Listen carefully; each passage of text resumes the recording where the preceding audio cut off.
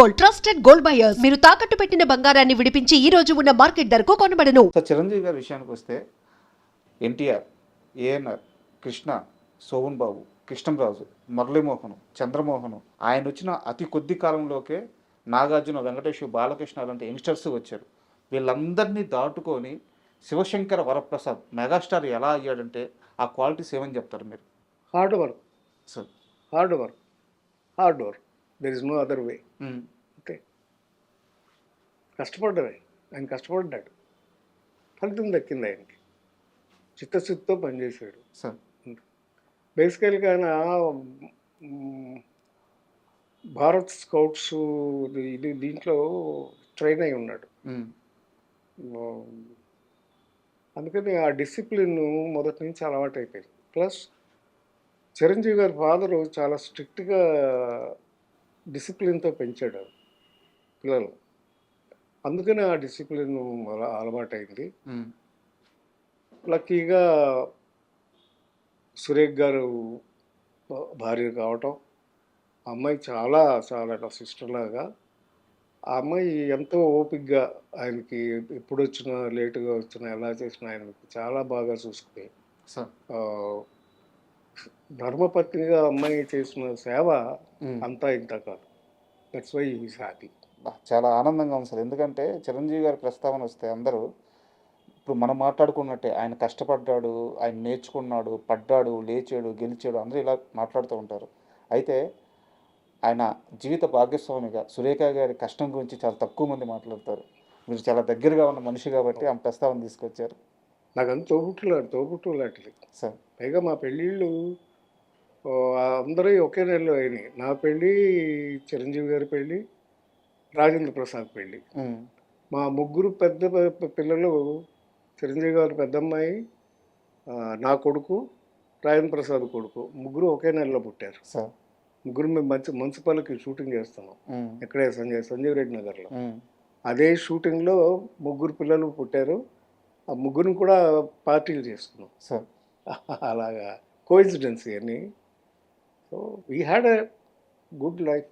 చిరంజీవి గారికి సక్సెస్లు ఉన్నాయి, ఫెయిల్లు ఉన్నాయి. మధ్యలో ఒక పీరియడ్లో కొన్ని ఫ్లాపులు బాగా పడ్డాయి. సార్ సరిగ్గా ఎప్పుడంటే హిట్లర్కి ముందు. హిట్లర్ నుంచి సెకండ్ ఇన్నింగ్స్ అంటారు.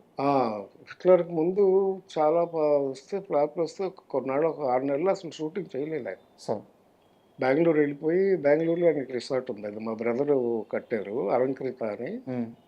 అందులో ఆయనకి హౌస్ ఉంది, సొంత హౌస్, 4 ఎకరాలు సైట్లో ఇల్లు ఉంది. అక్కడికి వెళ్ళిపోయి అక్కడే ఉండిపోయారు. గ్యాప్ తీసుకున్నారు. 6 నెలలు గ్యాప్ తీసుకుని అప్పుడు హిట్లర్ సబ్జెక్టు మీద వర్కౌట్ చేసి సక్సెస్ తీసుకుని తిరిగి వచ్చి అక్కడి నుంచి మళ్ళీ ఆగలేదు. హిట్లర్ తర్వాత ఇమీడియట్గా ఇక సక్సెస్లు వచ్చినాయి మళ్ళీ. యాక్చువల్గా ఇప్పుడు మీరు హిట్లర్ అన్నారు కదా సార్, కానీ దానికంటే ముందు అంటే చిరంజీవి అప్పటికి ఇంకా మెగాస్టార్ కూడా కాలేదు. చిరంజీవిని మెగాస్టార్ చేసిన సినిమాలు పసివాడి ప్రాణం, యముడికి మొగుడు, ఇలాంటి కొన్ని సినిమాలు ఉన్నాయి. Gang leader. బట్ ఆ ఫేజ్ స్టార్ట్ అవ్వడానికి కారణం ఆ ఫేజ్ నారాయణరావు అంటే ఒప్పుకుంటారు? నేను కాదు ఆయన స్వయం కృషి. కానీ పసివాడు ప్రాణం సినిమా చిరంజీవి గారికి పడకపోయి ఉంటే అట్లాగా లెక్క వేయలేం కానండి. ఆ పసివాడు ప్రాణం చేయడానికి ముఖ్య కారణం నేనే. ఎందుకంటే అది యాక్చువల్గా నేను తీద్దామని నేను వెళ్ళి ఫాజిల్ గారి దగ్గర రైట్స్ కొనుక్కొచ్చాను. అది మలయాళంలో ఆయనే తీశారు. అమ్మాయి సుజిత అనే పిల్ల. అయితే నేను అరవింద్ గారికి చెప్తే, నేను సరే నారాయణరావు అంటే, నేను డబ్బు తీసుకెళ్ళి ₹1,00,000 ఆ రోజుల్లో పసివాడి ప్రాణం ఉన్నాయి మలయాళం దగ్గర, ఆయన ఫాజిల్ గారి దగ్గర రైట్స్ కొనుక్కొని తీసుకొచ్చి చిరంజీవి గారికి మెడ్రాస్లో చూపించాం. ఆయన అన్నారు, ఏం నారాయణరావు పాటలు లేవు. ఆ ఒరిజినల్ సినిమాలో సత్యరాజు గారు చేశారు తమిళ్లో. అయితే ఆయనకి పాటలు గీటలు అవసరం లేదు, పాటలు లేవు, ఫైట్లు లేవు, మరి నన్ను ఎట్లా యాక్సెప్ట్ చేస్తారు జనం అనేది ఆయన డౌట్ పడ్డాడు. లేదు చిరు, నేను ఒకటే మాట చెప్పాను, ఏమంటే నీకు పిల్లల మనసులో నువ్వు ముద్ర వేసుకున్నావు. పిల్లల కోసం నువ్వు ఏ సాక్రిఫైస్ చేసినా అది నీకు హైలైట్ అయిపోద్ది సినిమా. నీ సబ్జెక్ట్గా చూడు అంతే. అది కథ ఏంటంటే ఒక ఇన్నోసెంట్ మూగ పిల్లవాడిని సేవ్ చేయడమే కథ. ఇంకా అదే- మిగతా ఏమక్కర్లేదు. అదే హీరోయిజం. అదే హీరో. నువ్వే నీకు అంత మంచి పేరు వస్తుంది ఈ సినిమా చేయమంటే సరే అన్నారు. కానీ ఈలోపు చక్రవర్తి అనే సినిమా షూటింగ్కి బాంబే షూటింగ్ వెళ్ళారు.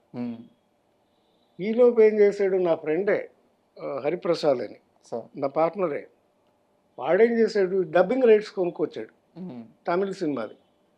తీసుకొచ్చేసి షూటింగ్ స్టార్ట్ చేసాడు. ఎవరితో? కృష్ణరాజు గారితో. ఇదే పసివాడి ప్రాణం. పసివాడి ప్రాణమే. వెళ్ళిపోయి షూటింగ్ స్టార్ట్ చేశాడు. కోదండరావు రెడ్డి గారు డైరెక్టర్.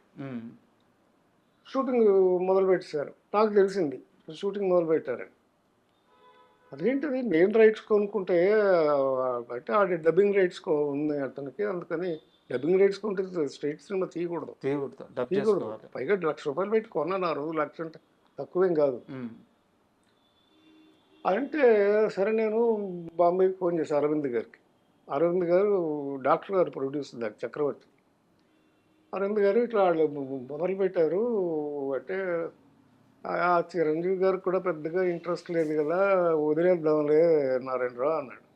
వదిలేస్తే ఎందుకు? నేను చెప్పాను, లేదు అరవింద్ గారు, నేను సబ్జెక్ట్ మాత్రం వదను. చిరంజీవి గారితోనే తీయాలి ఈ సినిమా, ఇంకెవరితో తీసినా కుదరదు. అంతేనంటావా అన్నాడు. అంతే సార్ అన్నాను. సరే కానీ అయితే మేము షూటింగ్ నుంచి వచ్చేసేసాక మనం కూర్చొని డిసైడ్ చేద్దామండి. ఈ లోపు నేను చేయాల్సిన పనులు ఉన్నాయని చెప్పి ఇమీడియట్గా నేను నెక్స్ట్ ఫాజిల్ గారికి ఫోన్ చేసి, ఫాజిల్ గారి ఒరిజినల్ డైరెక్టర్, ఈ సుచిత అనే అమ్మాయి అడ్రస్ తీసుకుని, చిన్నపిల్లది, ఇప్పుడు 5 ఏళ్ళ పిల్ల. అప్పుడే అమ్మాయి కేరళ నుంచి ట్రైన్లో వస్తే వెళ్ళి నేను ఆ అమ్మాయిని కిడ్నాప్ చేశాను స్టేషన్కి. వాళ్ళ అమ్మని ఆవిడని కిడ్నాప్ చేసి తీసుకెళ్ళి వాళ్ళకి ఒక 5,000 ఇచ్చారు ఆ రోజు. వారి సినిమాకి వచ్చారా వాళ్ళు? కృష్ణరాజు గారి సినిమాకి వచ్చారా? కాదు, మామూలుగా వచ్చారు. వాళ్ళు ఇంకా పిల్ల దాకా వెళ్ళాల. ఎవరు? కృష్ణరాజు గారితో ఓపెనింగ్ చేశారు. ఓకే, ఒక షాట్ తీశారు. వాహిని స్టూడియోలో ఇది ఉంటుంది, గుడి ఉంటుందా, వినాయకుడు గుడి ఉంటుంది, అక్కడ ఓపెనింగ్ షాట్ తీసి క్లాప్ కొట్టారు.